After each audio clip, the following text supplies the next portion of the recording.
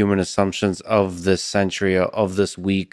That so You in bet. in some sense, without God in this complicated big definition we're talking about, there's no humility, or it's There's less not enough. there's less likely to be, or rather science can err in taking a trajectory away from humility Well, without something much more powerful than individual human. yeah, well then, and we know, the Frankenstein story comes out of that instantly. And that's a good story for the current times. It's like you're playing around with making new life. You bloody well better make sure you have your arrows pointed up. And it's interesting because you said science has an ethic to it. I think It's embedded in an ethic. well, there's science is a big word. Yeah. And it includes a lot of disciplines that have different traditions. So biology, chemistry, genetics, physics, those are very different communities. And I think biology, especially when you get closer and closer to medicine and to the human body, does have a very serious, first of all, it has a history with Nazi Germany of being abused and all those kinds of things, but it has a history of taking this stuff seriously. What doesn't have a history of taking this stuff seriously is robotics and artificial intelligence, which is really interesting because you don't, you called me a scientist, but, and I would like to wear that label proudly, but often people don't think of computer science as a science, but nevertheless, it will be, I think, the science of one of the major scientific fields of the 21st century, and you should take that very seriously. Oftentimes when people build robots or AI systems, they think of them as toys to tinker with. Oh, isn't this cool? Well, and I feel this too. Isn't this cool? It is cool. But, at a certain moment, you might, isn't this nuclear explosion cool? Yeah, because it is. Or birth control pill cool. It's like, or transistor cool. Yeah. Well, the other thing too, and this is a weird problem in some sense, the robotics engineer types, they're thing people, right? I mean, the big classes of interest are interest in things versus interest in people. Some of my best friends are thing people. Yeah, right. And thing people are very, very clear, logical thinkers, and they're very outcome oriented and practical.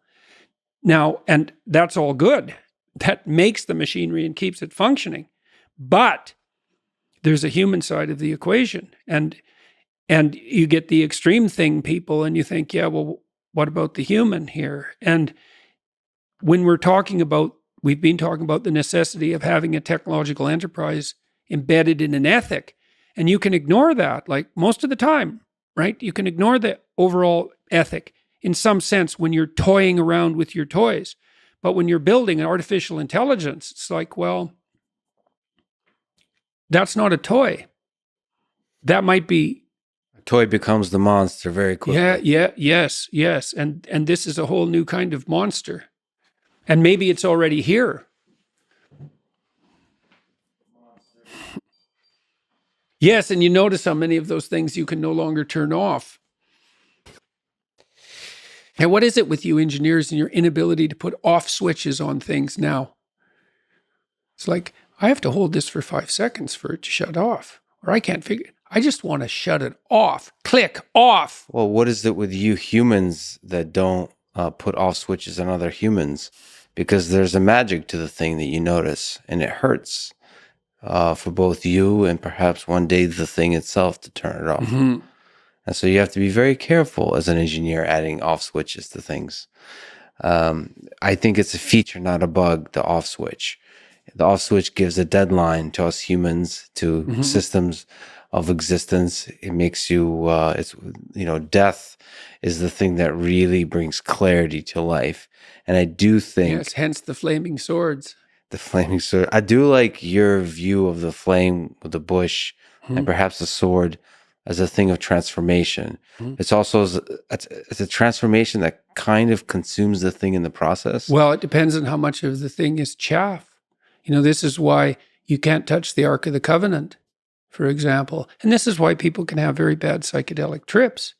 It's like if you're 95% deadwood and you get too close to the flame, Yeah. the 5% that's left might not be able to make it.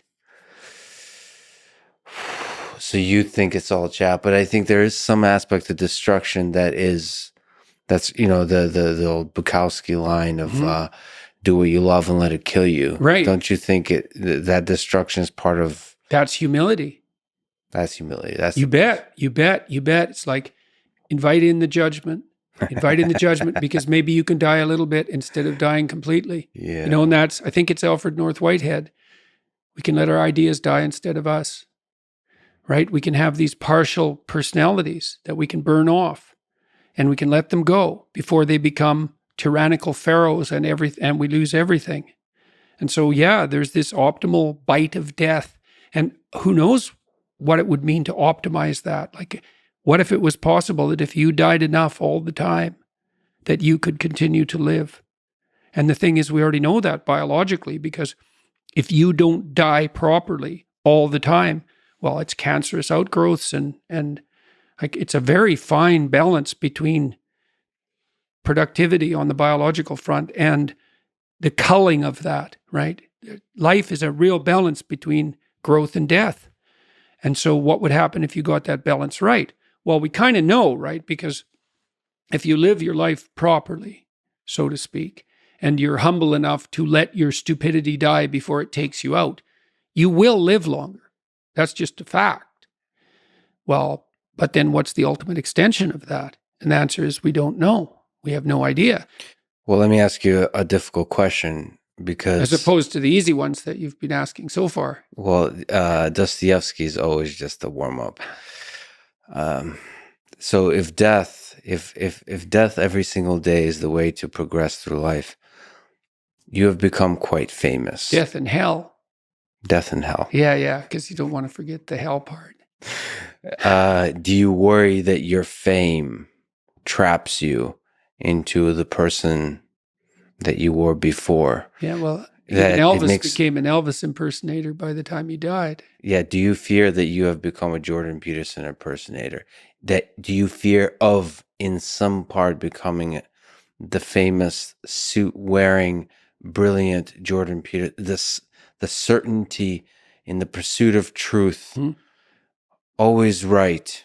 I think I worry about it more than anything else. I hope I do.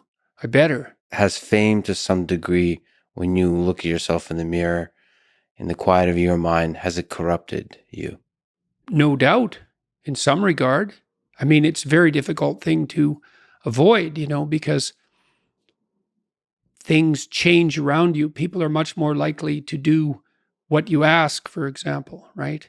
And so that's a danger, because one of the things that keeps you dying properly is that people push back against you optimally. This is why so many celebrities spiral out of control, especially the tyrannical types that, say, run countries. Everyone around them stops saying, yeah, you're deviating a little bit there. They laugh at all their jokes. They open all their doors. They always want something from them. The red carpet's always rolled out. It's like, well, you think, wouldn't that be lovely? It's, well, not if the red carpet is rolled out to you while you're on your way to perdition. That's not a good deal. You just get there more efficiently. And so one of the things that I've tried to learn to manage is to have people around me all the time who are critics and who are saying, yeah, I could have done that better, and you're a little too harsh there, and you're alienating people unnecessarily there, and you should have done some more background work there. And I think the responsibility attendant upon that increases as your influence increases. And as your influence increases, then that becomes a lot of responsibility. So, and then maybe have an off day. And here's an example. I've been writing some columns lately about things that perturb me, like the forthcoming famine, for example. And it's hard to take those problems on. It's difficult to take those problems on in a serious manner, and it's frightening. And it would be easier just to go up to the cottage with my wife and go out on the lake and watch the sunset. And so I'm tempted to draw on anger as a motivating energy to help me overcome the resistance to doing this. But then that makes me more harsh and judgmental in my tone when I'm reading such things, for example, on YouTube, than might be optimal. Now, I've had debates with people about that, because I have friends who say, no, if you're calling out the environmentalist globalists who are harassing the Dutch farmers, then a little anger is just the ticket. But then others say, well, you don't want to be too harsh because you alienate people who would otherwise listen to you. It's like, that's a hard balance to get right. But also maybe anger hardens your mind to where you don't notice the subtle, quiet beauty of the world. The quiet love that's always there, that permeates everything. Sometimes you can become deeply cynical about the world if it's the Nietzsche thing. Yeah. Battle not with monsters, lest ye become a monster. Yeah. And if you gaze into the abyss gazes also into you. Right. But I would say, bring it on. Right? Because that's by also knowing that he's absolutely right. But if you gaze into the abyss long enough, you see the light, not the darkness. Are you sure about that? I'm betting my life on it. Yeah, that's a heck of a bet. Well, that's because it might distort your mind to where all you see is abyss. Is abyss. Yeah. Is the evil in this world. Well, then I would say you haven't looked long enough.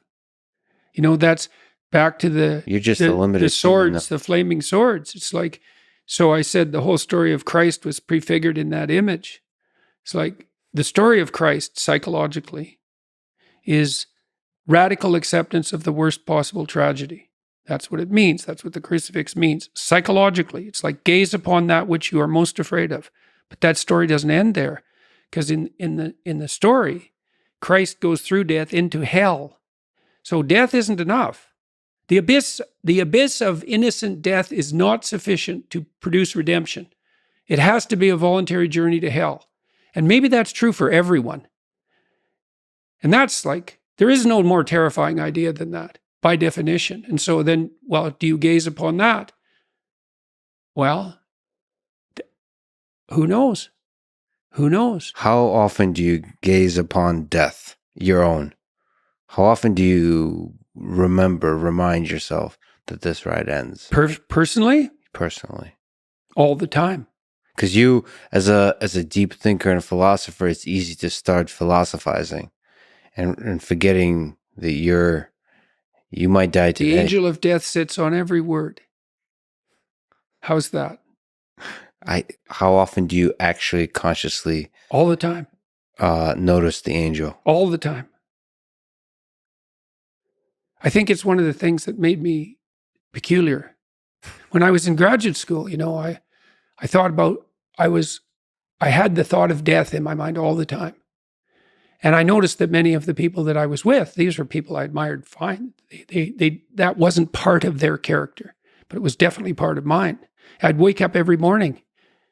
This happened for years. Think, time's short, get at it. Time's short, get at it. There's things to do. And so that was always, it's still there. And it's still there with, I would say, and it's unbearable in some sense. Are you afraid of it? Like what's your relationship? Death? Yeah. I was ready to die a year ago. And not casually. I had people I loved,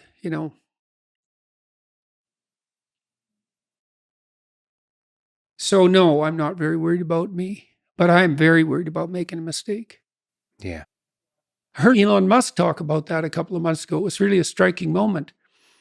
Someone asked him about death, and he said, just offhand, and then went on with the conversation. He said, that'd be a relief. And then he went on with the conversation. And I thought, well, he's got a lot of weight on his shoulders. I'm sure that part of him thinks, it'd be easier just if this wasn't here at all.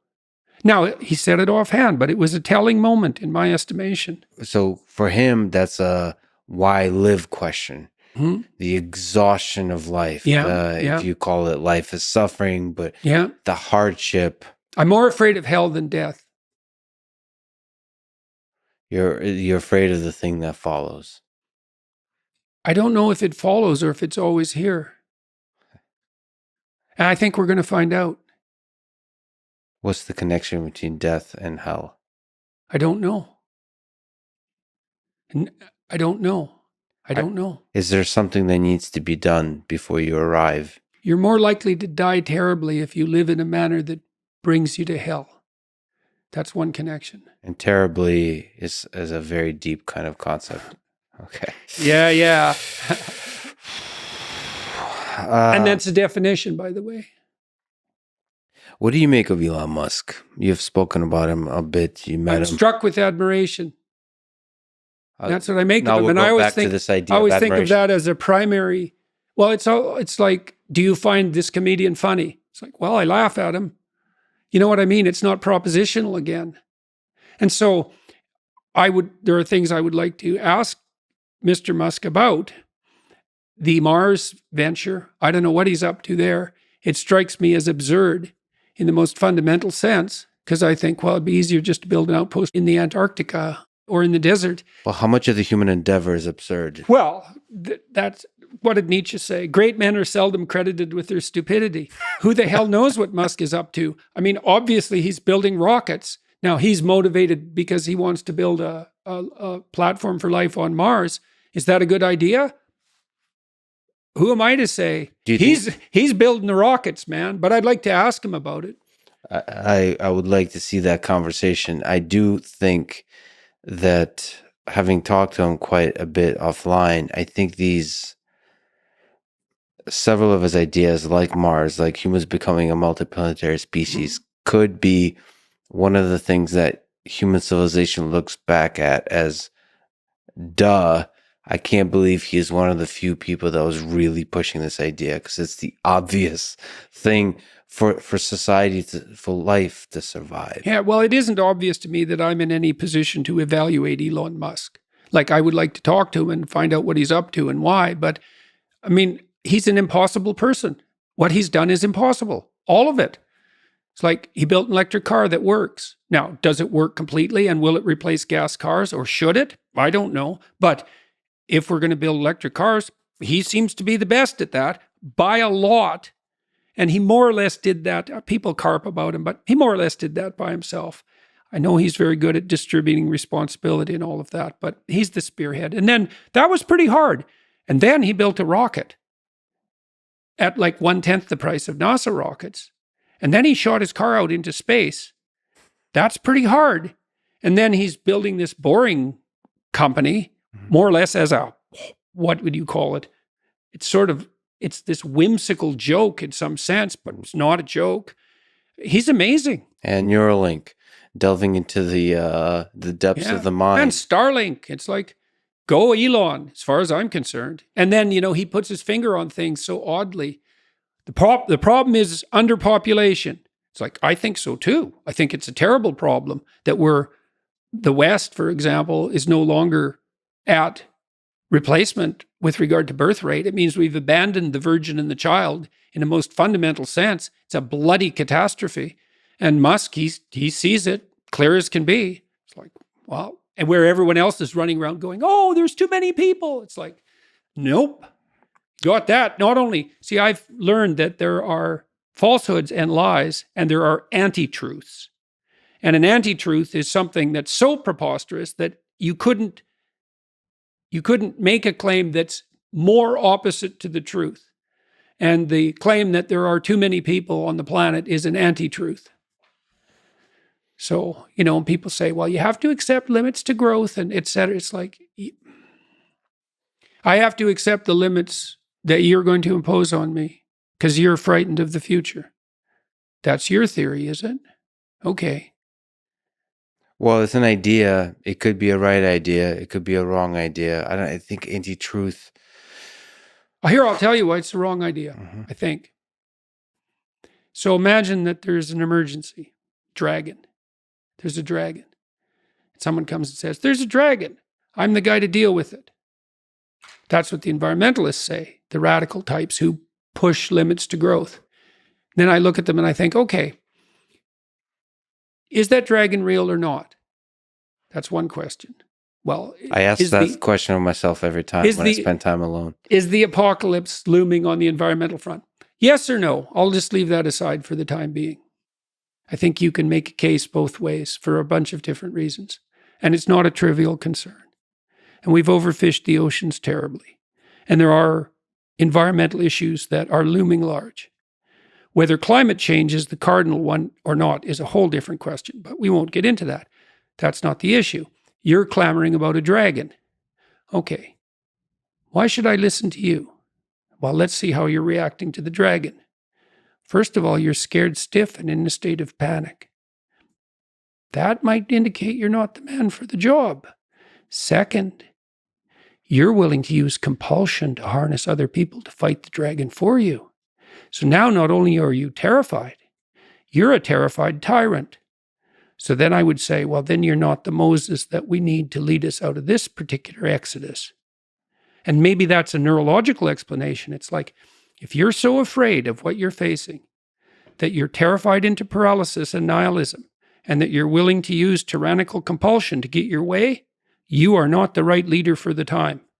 So then I like someone like Bjorn Lomborg or Matt Ridley or Marion Tupy. And they say, well, look, we've got our environmental problems. And maybe you could make a case that there's a Malthusian element in some situations. But fundamentally, the track record of the human race is that we learn very fast and faster all the time to do more with less. And we've got this. And I think, yes, to that idea. And I think about it in a fundamental way. It's like, I trust Lomborg. I trust Tupy. I trust Matt Ridley. They've thought about these things deeply. They're not just saying, oh, the environment doesn't matter, whatever the environment is.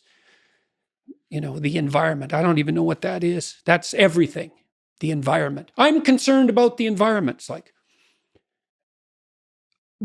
how is that different than saying I'm worried about everything? How are those statements different semantically?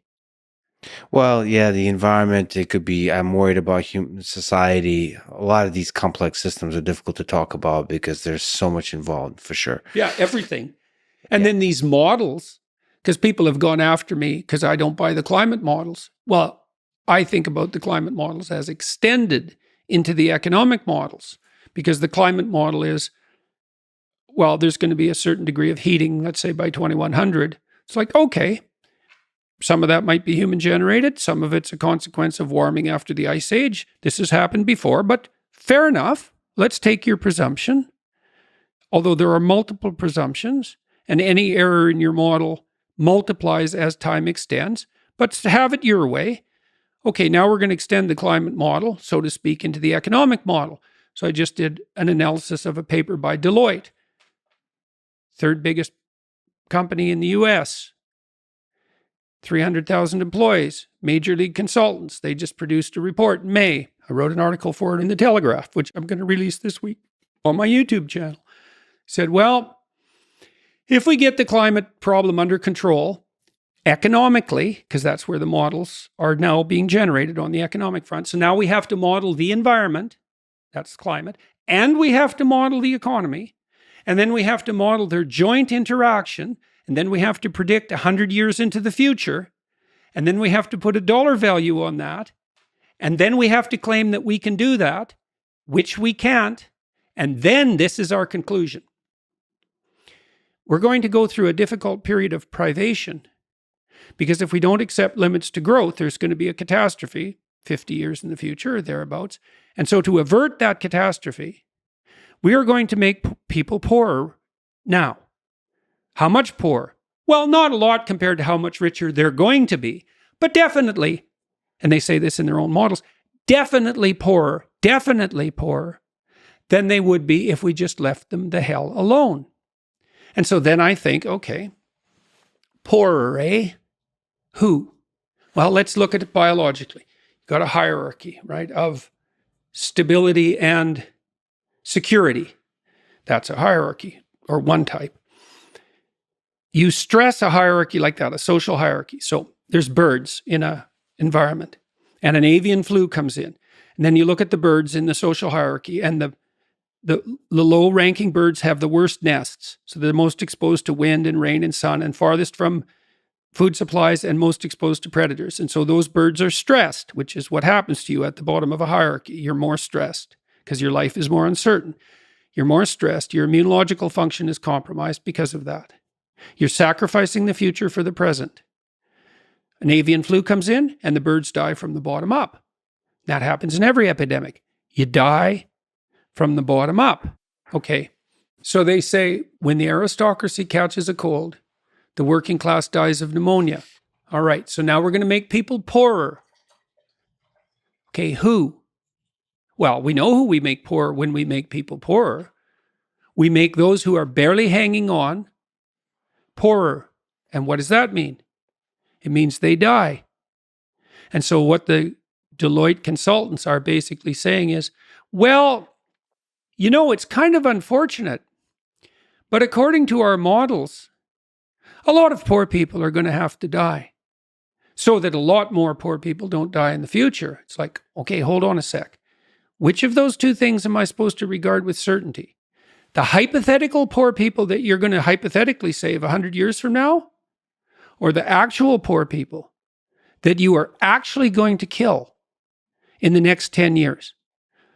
Well, I'm going to cast my lot with the actual poor people that you're actually going to kill.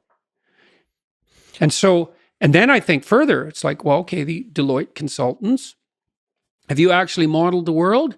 Or is this a big advertising shtick designed to attract your corporate clients with the demonstration that you're so intelligent that you can actually model the entire ecosystem of the world, including the economic system, and predict it 100 years forward? And isn't there a bit of a moral hazard in making a claim like that? Just a trifle, especially when... So I talked to Bjorn Lomborg and Michael Jan last week. I accepted the UN estimates of starvation this coming year. 150 million people will suffer food insecurity. Food insecurity. Yeah, food insecurity. That's the bloody buzzword. Famine. Well, Michael Jan thought 1.2 billion. And then that it'll spiral because he said what happens in a famine is that the governments go nuts, crazy. The governments destabilize. And then they appropriate the food from the farmers. Then the farmers don't have any money. Then they can't grow crops. And I think, yeah, that's exactly what they do. That's exactly what would happen. And so Jan told me 1.2 billion. And then Bjorn Lomborg said the same thing. I didn't even ask him. He just made it as an offhand comment.